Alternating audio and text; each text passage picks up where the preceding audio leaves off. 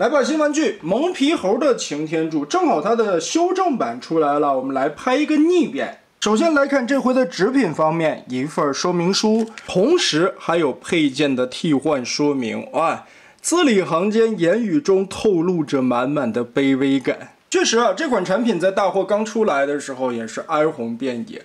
追究其根本的原因，我觉得也是出在设计的底层逻辑上边。但是模具已经开了，产品已经组装出来了，这个也是赶鸭子上架式的售卖，所以厂商呢也是及时的推出了补救的办法。配件内容除了原有的东西之外，整个还给你带了一个上半身，哇！这也是为什么要带这个替换说明的原因啊，教给你怎么去更换这个上半身的备用零件。也就是说，你玩坏了这个，你还能换一个。这个也是用尼龙材质做的，看这个韧性，还是不错的。而且紧实程度，我觉得比那个 ABS 的感觉要好很多。所以我觉得这就是一个厂商在做产品时候的态度吧。虽然说设计的底层逻辑已经无法更改了，这家厂还是想在后续的销售过程中尽量的弥补玩家。这样做的话，你成本肯定在无形之中会增加。而且据听说，之前买第一版的那款 ABS 材质的时候，也是在积极的帮玩家售后啊。这又说回来，这种厂商在变形金刚圈子里边，我还是希望越多越好。不管它的产品素质如何，起码对待玩家的这个态度，对待衣食父母的态度，真的是值得肯定的。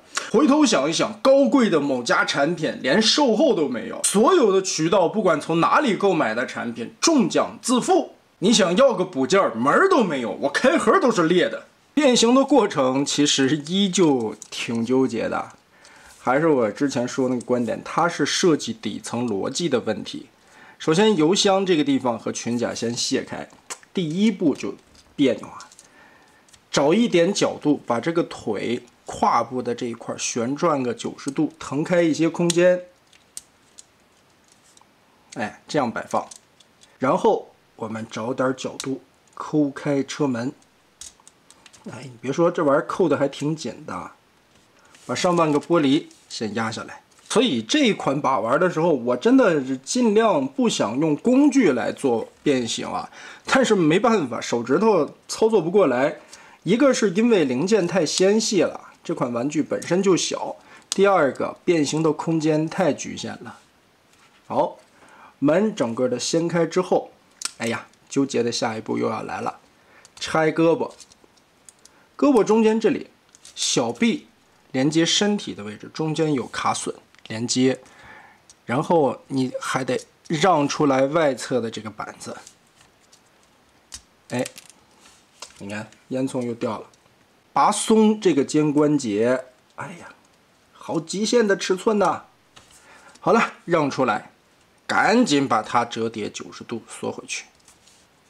胳膊往前放，小臂拉伸过来的时候啊，把这一块门板往下拽一点点，里面的拳头翻出来，再转正，用楼梯锁住。小臂上边的这个通讯器面板啊，之前就觉得松不拉几的，这回穿轴钉的就很紧了。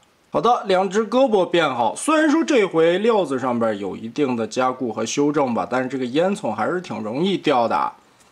然后我们打开胸口，这个时候纠结的又来了，再翻转这一块的玻璃，哇！让出来，这个边缘依旧会很卡，所以得用点韧性。把这面翻正，哎，我是不是变反了呀？鸽形状态下应该是这个带雨刮器的，人形的状态下要隐藏起来，所以再翻转180度，变成这个透明的玻璃。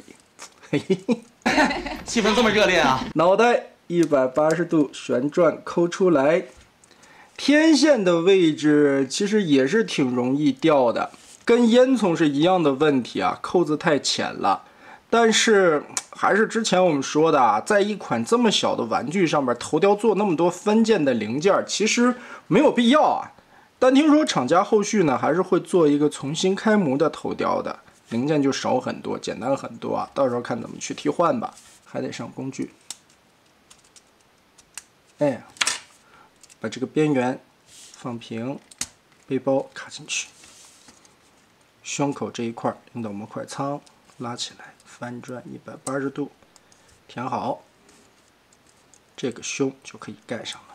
轮子这里车门翻转卷进来，180度往后收，把腰部这块做出来。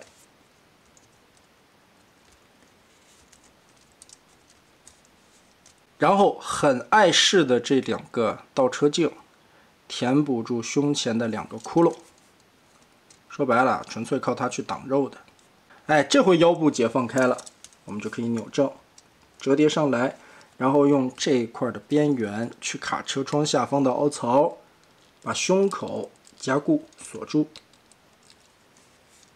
就不会轻易的散开了。腿部变形，左右先分开。打开这一块面板，腿肚子板件折出来，脚尖旋转180，双关节往上提，把脚后跟折平。翻到内侧来看，连接的关节轴和轮子外侧的板件重力的锁扣，打开 ，Z 字折叠拉出来，定好位置，然后再往外折，拆开这个扣子，同时把轮子旋转180。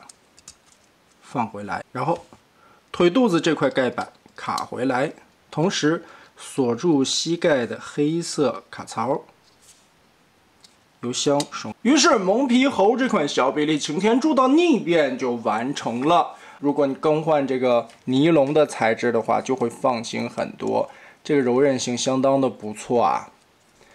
其实这就话说回来，如今的小比例第三方市场真的卷得太厉害了。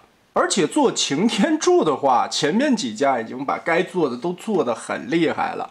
魔方的高完成度、高还原度 ，NA 的巧妙变形、好玩的体验，再加上无医生缩得更小的一个尺寸，蒙皮猴在这其中想要夹缝中生存啊，也得拿出他独到的见解。但是我觉得这个设计师想把产品做的不一样，但最终实现出来，在一款小比例上边呈现，貌似难度有一点大。好在的是，厂商的态度非常的良好啊，积极给玩家售后的同时，在后边的修复版里边还推出了整个的上半身带在配件里边。其实说起来，这个玩意儿的成本，不论说是料子还是它的组装费用，已经对于一款单体的玩具来说，估计一下差不多在1/3到1半左右的这么一个成本的价格了。所以可见，厂商其实很想维护好自己的品牌，维护好自己的羽翼，他想飞得更远。万事开头难嘛，其实很多第三方在初期起步阶段都是在这么试错试过来的。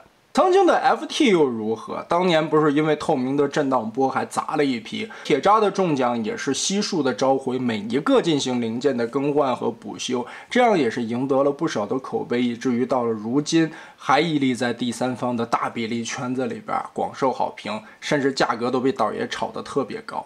所以东西不怕做错，怕的就是高傲的一个态度啊！我比例本身做的不对，我非说这个相对比例，那就没意思了。但是以蒙皮猴家目前的表态来看的话，对于产品方面素质的要求啊，虽然说它的底层设计逻辑已经是这个样子啊，但是在后续的补救方案方面，我觉得做的还是不错的，态度很好，真的。电玩圈真的太需要这样的第三方厂家好好的给迷友做好服务了，毕竟官方的服务态度已经是那个尿性了吧，摆明了一场放低姿态服务于玩家的，真的是也不多见了。那么得嘞，蒙皮猴这款修复版擎天柱的逆变就是这样了。